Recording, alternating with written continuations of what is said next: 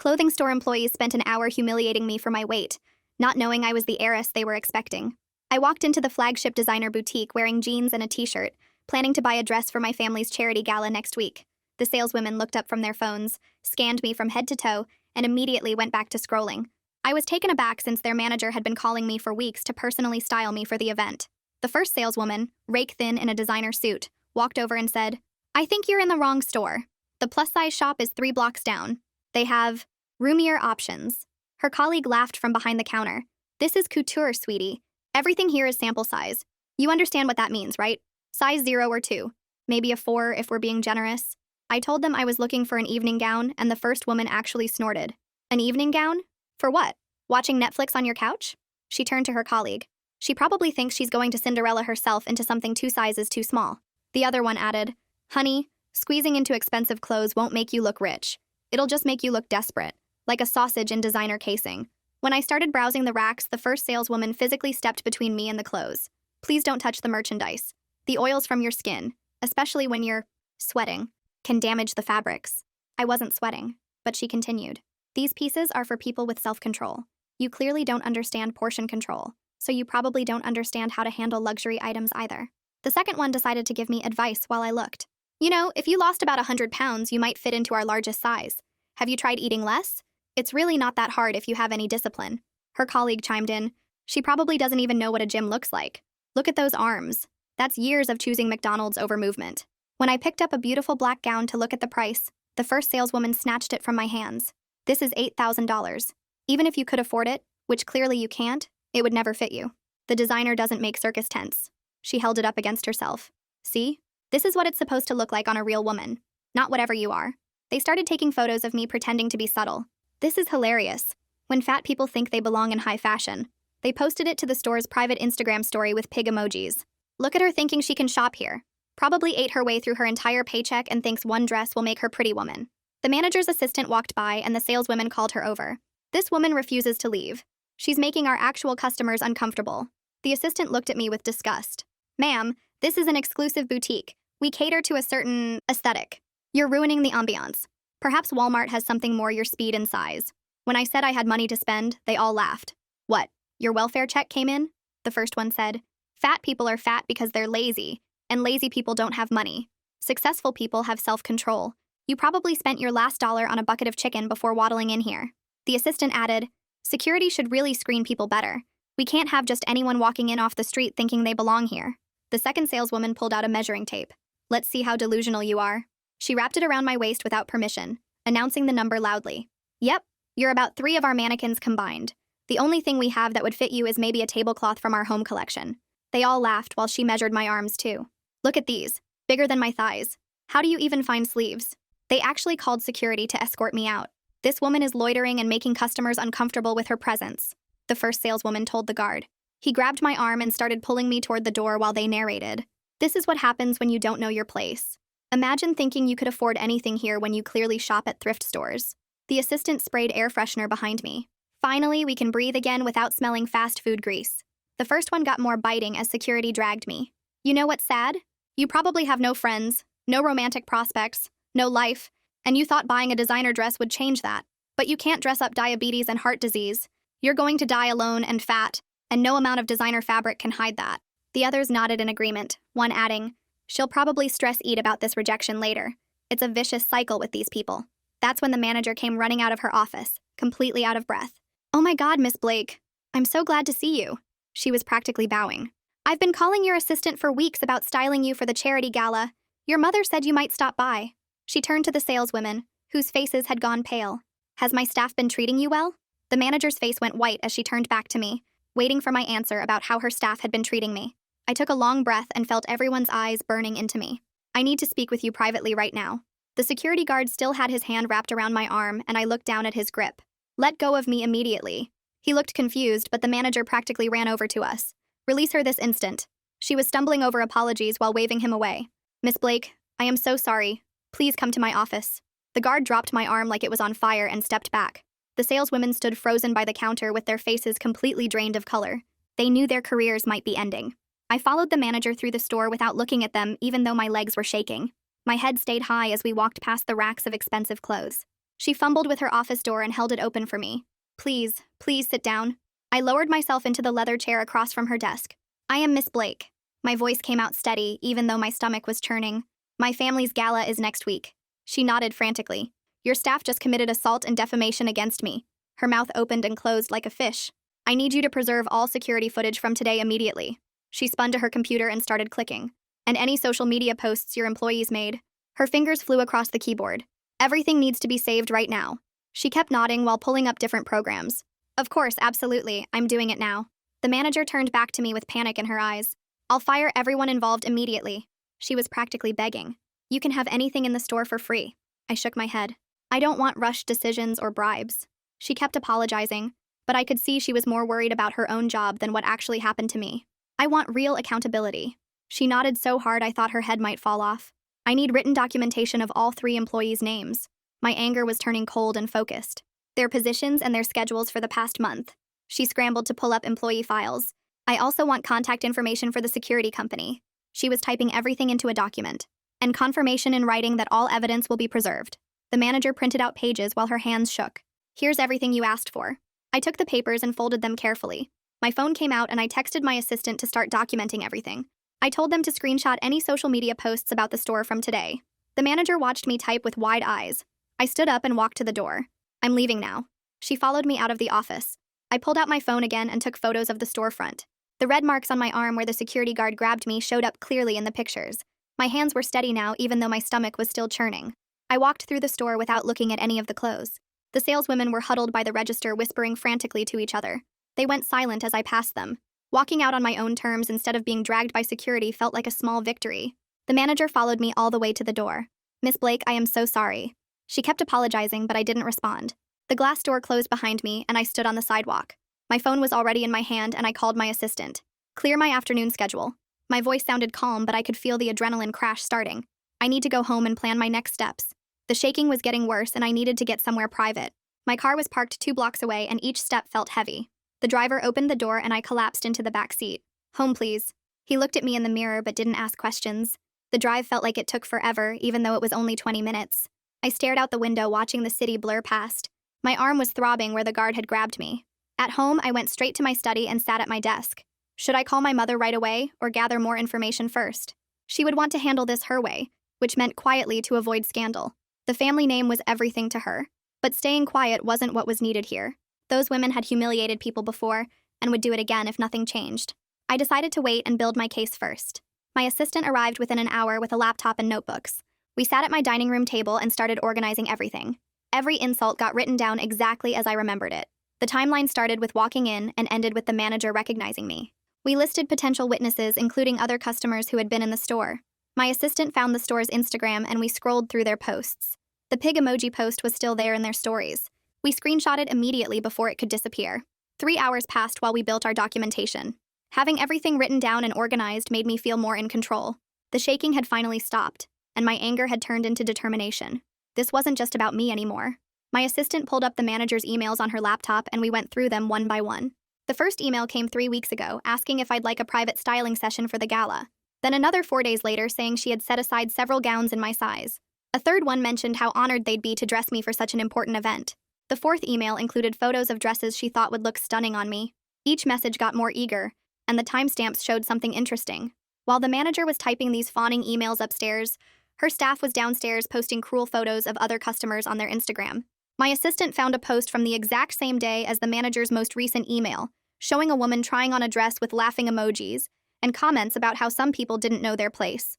The pattern was clear, and my stomach twisted seeing how the store operated on 2 completely different levels. That night, I couldn't get comfortable in bed and kept feeling the security guard's fingers digging into my arm. Every time I closed my eyes, I heard their voices calling me lazy and saying I'd die alone. My sheets got tangled as I tossed and turned, replaying each insult. Around 3 in the morning, I gave up on sleep and sat at my kitchen table with a cup of tea. The bruises on my arm were turning purple and yellow now. By sunrise, I knew what needed to happen, because this went deeper than just getting an apology or some free clothes.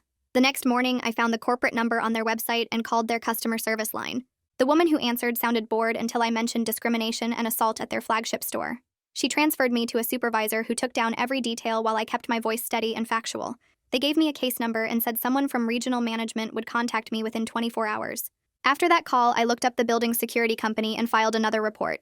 The woman taking my information gasped when I explained that their guard had grabbed me for shopping while being fat. She kept apologizing even though she wasn't there, and said their contract with the boutique would be under review immediately.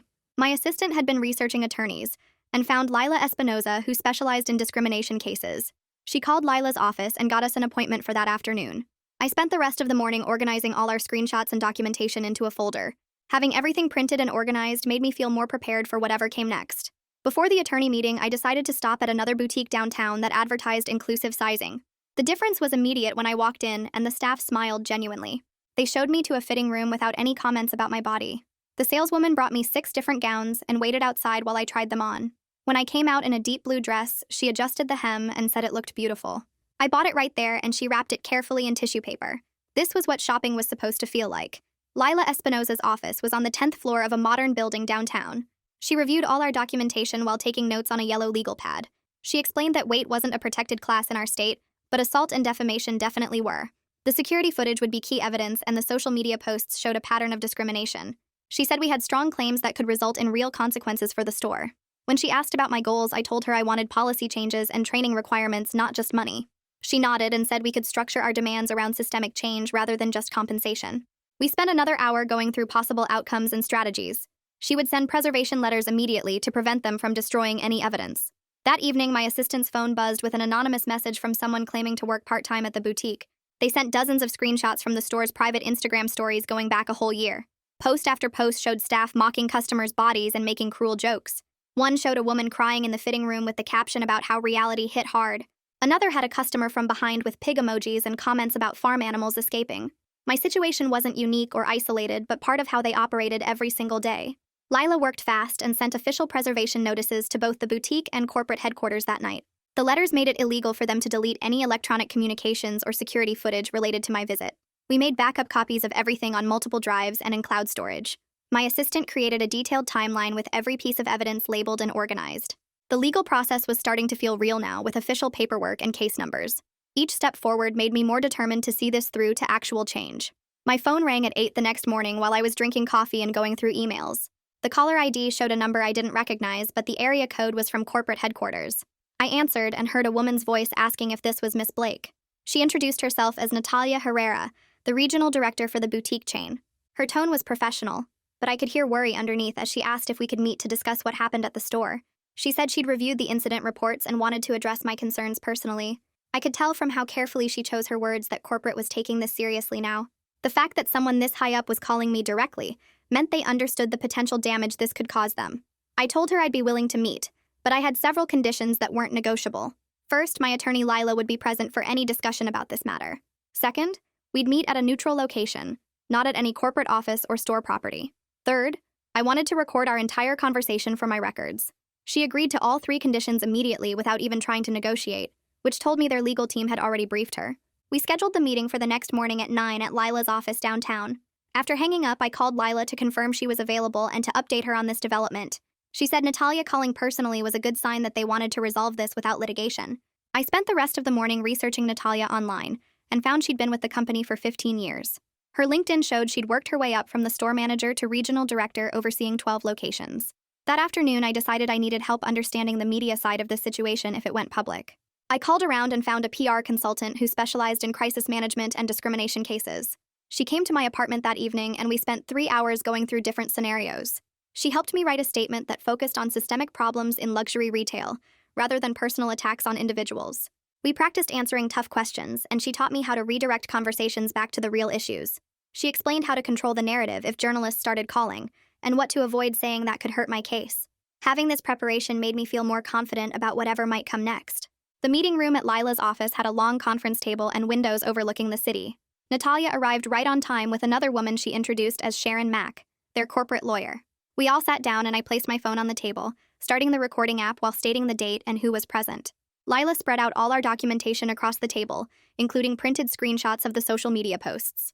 I pushed the photos of the red marks on my arm toward them, and watched Natalia's face change as she looked at them.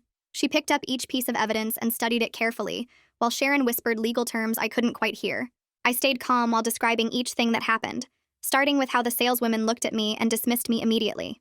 I explained how they physically blocked me from the clothes and measured my body without permission.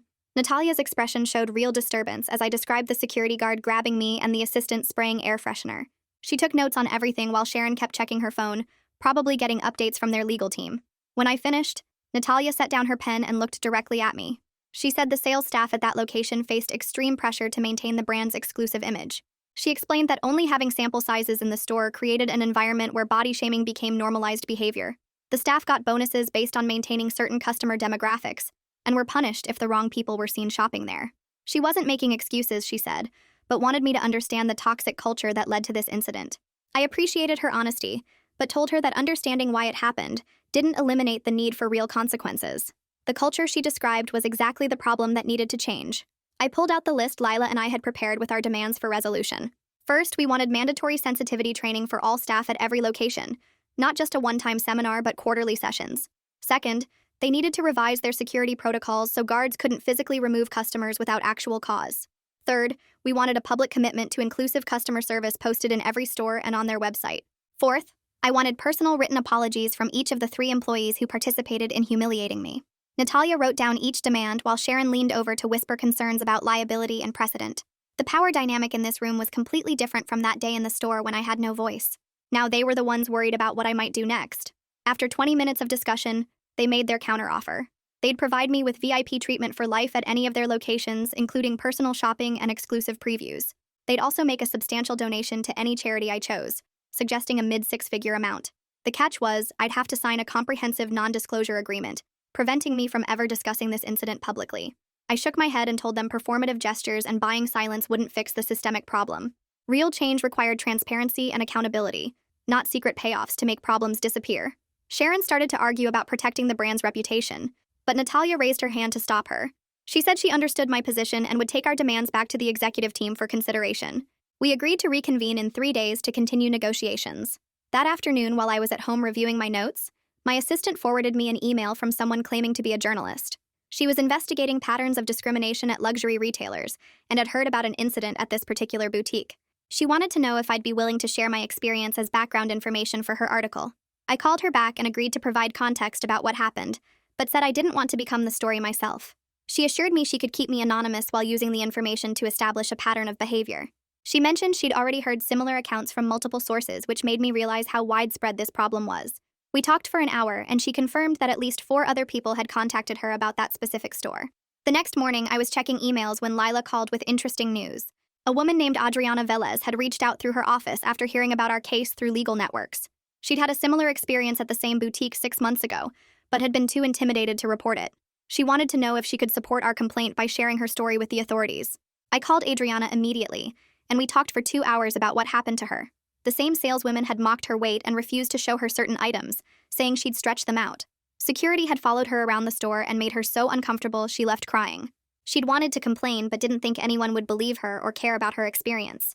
Her story strengthened our position because it showed this wasn't just one bad day, but an ongoing pattern of discrimination. We exchanged all our documentation, and she agreed to let Lila include her experience in our formal complaint.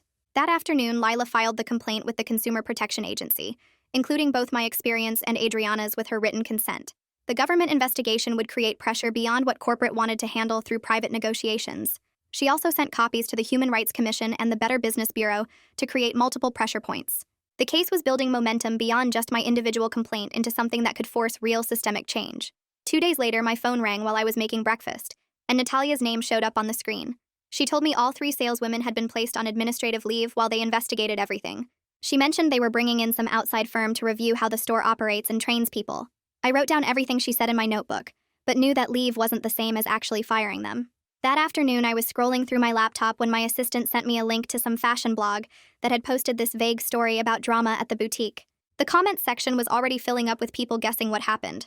Some people were saying stores should be held accountable, but others were defending the boutique's right to maintain their standards. Reading strangers debate my experience made my stomach twist. Within hours, my social media started blowing up with nasty messages from people who somehow figured out I was involved. They called me sensitive and told me I should just lose weight instead of complaining. One message said I was ruining people's careers because I couldn't handle the truth about my body. I screenshotted everything, reported the accounts for harassment, then turned off all my notifications. I spent the rest of the day organizing the screenshots into folders and backing them up to multiple drives. 3 nights later at my parents' house for our monthly family dinner, my mother cornered me in the kitchen while I was getting water. She said she'd heard about the situation through her friends and thought I should accept whatever settlement they offered quietly. She kept saying our family didn't need this kind of attention and that making a scene would just embarrass everyone. I set down my glass and explained that staying quiet is exactly how these places keep hurting people. I told her our privilege meant we had a responsibility to speak up when others couldn't. She pressed her lips together and said she didn't agree but would respect my choice. The next morning, Lila called me into her office where she had papers spread across her entire conference table. She'd drafted a proposal that focused on actual policy changes instead of just asking for money. The demands included mandatory diversity training every quarter, getting mannequins in different sizes, and having outside audits of their customer service every 3 months. She explained we wanted to fix the culture, not just punish a few people. I read through every page, making notes about specific training topics I wanted included. 2 days later, Sharon called Lila's office with corporate's response. They offered me a huge payout plus lifetime VIP treatment at all their stores, but wanted a complete NDA that would prevent me from ever talking about what happened. They also refused to admit any wrongdoing and wanted the whole thing to disappear. Lila put them on speaker, so I could hear Sharon reading through their terms. I shook my head the entire time, knowing they were still trying to buy silence instead of making real changes. We spent the next 3 hours drafting our counter response. We'd keep the settlement amount confidential, but I had to retain the right to discuss my actual experience. Plus, the mandatory training and security review had to be included no matter what. Lila explained we were showing flexibility on some points while keeping our core demands intact. She faxed our response that afternoon and we waited. 3 days before the gala, Sharon called back saying corporate refused to admit any systemic problems existed at their stores. They kept insisting this was one isolated incident with a few bad employees. Lila and I sat in her office planning our backup strategy. If they wouldn't agree to real changes by the gala, we'd go public with everything afterward. The deadline put pressure on both sides since they knew the gala would have media coverage. Meanwhile, my inbox kept filling with messages from other people who'd had similar experiences at that boutique or other luxury stores. A woman named Sarah told me she'd been followed around by security for an hour just for being black. Another person described being told they were too old to wear the clothes there. With their written permission, I forwarded all their accounts to the Consumer Protection Agency. Each story made the pattern more obvious. The investigator at the agency called to confirm they'd received everything, and said this was building into a significant case. The morning before the gala, Natalia called asking for one final meeting. She promised they had a new proposal that would address our concerns. I agreed, but told her both Lila and my PR consultant had to be there. She said that was fine and suggested we meet at Lila's office that afternoon. I spent the morning reviewing all our documentation one more time, making sure we had copies of everything organized and ready. My PR consultant arrived early and we went over different scenarios for how this might play out. She helped me prepare responses for different outcomes, whether we reached an agreement or had to go public. Lila printed out fresh copies of all the evidence and arranged them in labeled folders on the conference table. When Natalia arrived with Sharon, they both looked tired and stressed. We all sat down at the conference table with everything documented, and my phone recording the conversation after getting their consent. The weight of all those folders of evidence sat between us like a wall. The conference room door opened and a man in an expensive suit walked in, and Natalia stood up so fast she knocked over her water bottle. She introduced him as the senior vice president who'd flown in from New York just for this meeting, and I could see Sharon's hands tighten on her briefcase handle. He sat down at the head of the table and looked directly at me before picking up one of the folders and opening it. His face changed as he flipped through the security footage screenshots, the Instagram posts with the pig emojis, and the witness statements from other customers who'd seen what happened. I pushed the second folder toward him with the Consumer Protection Agency complaint number written on top in red pen and watched his jaw clench when he saw the case had already been filed. Lila handed him the third folder containing the documentation from the security company about their guard putting his hands on me, plus the medical photos of the bruises on my arm. The senior VP set down the papers and looked at Natalia, then at Sharon, then back at me, and I could see him doing the math on how bad this could get for them. He asked to see the full security footage on Lila's laptop, so we played the whole hour of me being followed, blocked, measured without permission, and finally dragged out by security while the staff laughed. When it finished, he closed the laptop and rubbed his temples before saying they needed to discuss our demands seriously. I laid out each requirement again while he took notes on his phone, asking specific questions about the training programs and security protocols we wanted changed. Sharon kept trying to interrupt with legal concerns, but he waved her off and focused on what we were asking for. After about an hour of back and forth, with him making several phone calls to other executives, he agreed to mandatory quarterly sensitivity training for all staff nationwide, not just at that one store. He also agreed to revise their security protocols so guards couldn't touch customers without actual criminal behavior, and promised a public commitment to inclusive customer service that would be posted in every store. The termination of the 3 employees involved would happen after their internal investigation confirmed our account, which he assured us would be completed within the week. We spent another hour going through the exact language of the settlement, with Lila making sure there were no broad gag orders that would prevent me from discussing my experience. They agreed to cover any therapy costs related to the incident, make a substantial donation to a body-positive nonprofit of my choosing, and most importantly, I could still talk about what happened to me even if I couldn't disclose specific settlement amounts. The senior VP signed the preliminary agreement right there, with Sharon witnessing it, and we scheduled a follow-up meeting for the final paperwork once their investigation was complete. That evening, I went to my closet and pulled out the gown I'd bought from the inclusive boutique, running my hands over the fabric and deciding this was what I'd wear to the gala tomorrow night. I sent an email to corporate's PR team informing them I wouldn't be photographed in their brand at any family events going forward and that they shouldn't expect any endorsements from me. Small choices, maybe, but they mattered to me after everything that had happened. The next night at the gala, I stood at the podium in my beautiful gown from the inclusive store and gave brief remarks about dignity and inclusion in all spaces, never mentioning specific brands but making my point clear enough. Several people approached me afterward at the cocktail reception, touching my arm and saying they knew exactly what I was referencing from the rumors that had been circulating. My mother even pulled me aside to say she'd heard from her friends on the board about changes happening at certain luxury retailers, and while she didn't say it directly, I could tell she understood my impact. Around midnight, my phone buzzed with a news alert showing the corporate statement they'd just released about recommitting to inclusive customer service and announcing new training initiatives across all their stores. The manager had also sent me a personal email, acknowledging her failure to create a safe environment and apologizing for not being present when her staff was behaving that way.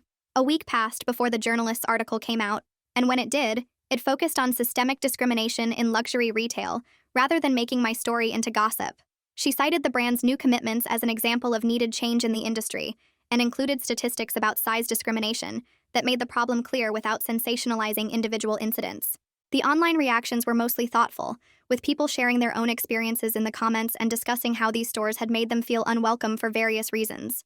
One of the saleswomen even sent me a private message through Instagram, saying she'd been doing a lot of thinking about her behavior and wanted to apologize for how she'd treated me.